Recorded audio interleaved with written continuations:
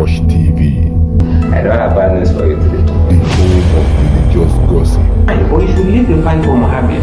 What is happening in the Christendom? Join now to make sense with Lajupog. Welcome you back to Lajupog Watch TV. Speaking here is Lajupog. I'd like you to subscribe to this channel and stay connected just for you to know the event that happened, that took place in 1999 that makes all Nigerian pastors to shed tears. On November 20th, 1999, the Nigerian military reportedly acting on the order of then President Olusegun Obasanjo invaded Odi, a predominantly Ijaw community in Kolokuma, Opokuwa local government area of Bayelsa State, and killed many, burning the houses to the ground. The attack, which has been largely described as a massacre, was said to be in response to the killing of 12 policemen and an ambush of soldiers by a militia that used the civilian population of Odi as its cover in a manner only fit for external aggression. The military launched a total offensive on the small town. The infantry moved in, killing all in their path, including unarmed civilian residents of the community. After days of assault, Odi laid in ruins, houses tumbled in flame, and decomposing body lying empty in the streets. So after all the days of assault, a lot of dead bodies are found on streets because the Nigerian military forces really launched a big attack on the Odi community. When you move around streets, you will see a lot of dead bodies lying on streets. Even the street is not even conducive for anyone again. The street was stinking and smelling in the Odi. Human Rights Watch concluded that the soldier must certainly have killed tens of unarmed civilians. That figures of several hundred dead are entirely possible, but the government insisted it was much lesser, putting the death toll at 43, concluding 8 soldiers. 20 years after the incident, Mr. Lewenga, who witnessed and survived the massacre, shared how he escaped, how the massacre birthed the spread of militancy in the entire Niger Delta, and why Odi people will never forgive former President Obasanjo and then Bayelsa Governor Depre. Yes, the gang took over Odi as their hideout, even though the military informed them that they were coming to fish out the hoodlums.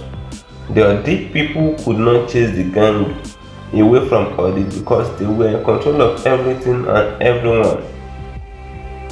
The Odi community told the government, but they said the information they had was that every youth in the community was involved. Then the Odi community leader tried their best to push those hoodlums away, but they couldn't. They were holding the community on ransom. They even imprisoned and disciplined members of the community who disobeyed them.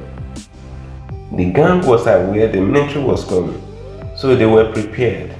They fortified themselves and staged a defense of Odi, their hideout. It was not just an ordinary invasion. At first, there was a gun battle between the military and members of Asawana gang, and the entire Odi community was the war zone. Both parties were shooting for hours until the gang was overpowered eventually. From Odi Junction, the shell from their guns will enter people's houses. Bullets were flying all over the place. Before you know it, someone's hand or leg will be dismembered from that distance. Many died from stray bullets. The military was shooting rocket launchers, and the Odi community members know how to stand the situation. Only a few members of the Odi community were lucky to escape. The Odi community youth leader assembled the youth and they ran away from the community. where there is fight around 9 p.m. and swim through a big river in the community and ran to the next community. They ran away around 9 p.m. at night. They swam through the big river at the back of the community and they ran to the next community. Nigerian military forces used to go inside their houses. They go inside the community members' houses. So what they do is they bring out the youth in those houses, and any youth that they feel that is having hand or is having connection with the hoodlums, they kill them. That's how they killed a lot of youth in the community, most especially youth that have mark in their chest. They killed a lot of them, and they did not know the meaning of that mark. That mark, according to the Odi community, that mark is meant for protection. They call it the mark of Odeshi. So it means that whenever they shoot you, the gunshot will not enter into your body. The bullet will not enter into you. Even when they massacre you with a cutlass, it will still not enter into your body. So that mark is an Odeshi mark. But when the Nigerian military forces saw the mark, they thought that anyone that has the mark might have constituted or involve himself in so many atrocities. Maybe they are part of the hoodlums. So they take them and kill them. They kill a lot of youths in the community, a lot of corpses around the road, a lot of corpses in the street, a lot of corpses around the society. Everywhere was stinking and smelling. This happened in 1999, and this made a lot of pastors to be shedding tears in Nigeria, because many of these pastors cannot behold this thing. Many of them, they are church members, their members are one of those people that were killed. Many of them, they have churches in the Odi community. So they were like, what is happening to our churches in the Odi community? A lot of their members were killed in those churches. This happened in 1999 in the Odi community in the Niger Delta area. So after the killing had been taking place, the Odi community have a king that whenever the king speaks, everyone will follow. And the king himself knows that he has the authority. So when the king noticed that the whole community had been invaded by Nigerian military forces, shooting the innocent, killing and massacring people in the Odi community, the king stepped out. He came out trying to address the issue. As he stepped out of his palace, aiming that when he talked to the soldiers, they will listen to him. As he was about talking to the soldiers, they shoot him immediately. They gunned him down. That was King Bulu FAK of the Odi community. May his soul rest in perfect peace.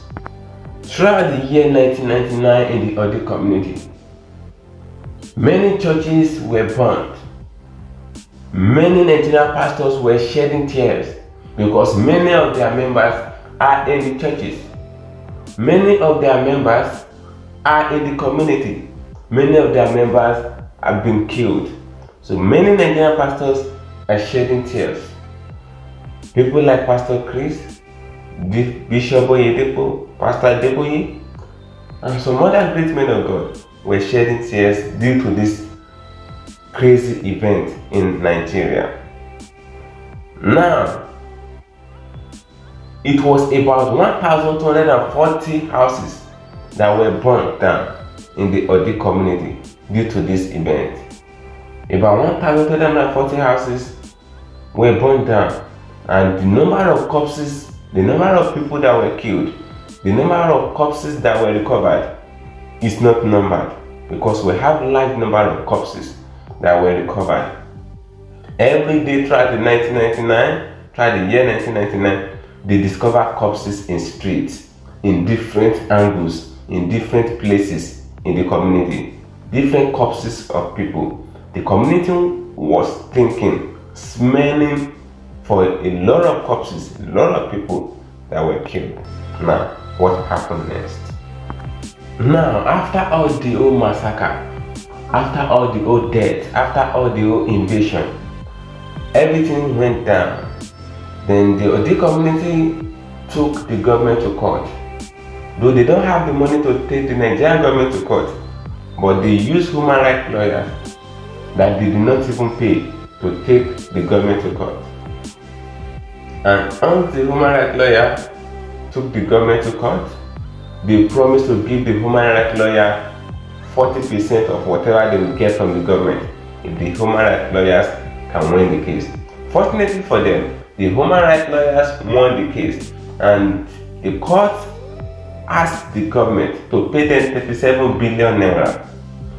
But the government during the regime of President Goodluck Jonathan paid them 15 billion naira, and the lawyer that fought for them took 4 billion naira from it and left 11 billion naira for the entire community in the Niger Delta region of Nigeria. That is what we have for you for now. That's what happened. The event that happened in 1999 that makes Nigeria pastors to cry. Ensure you share this video, let it go viral, give it a thumb up. Drop a comment at the comment section of this video regarding what you know about this particular event. This is Laju speaking, and this is Laju TV. Guess what? See you in my next video.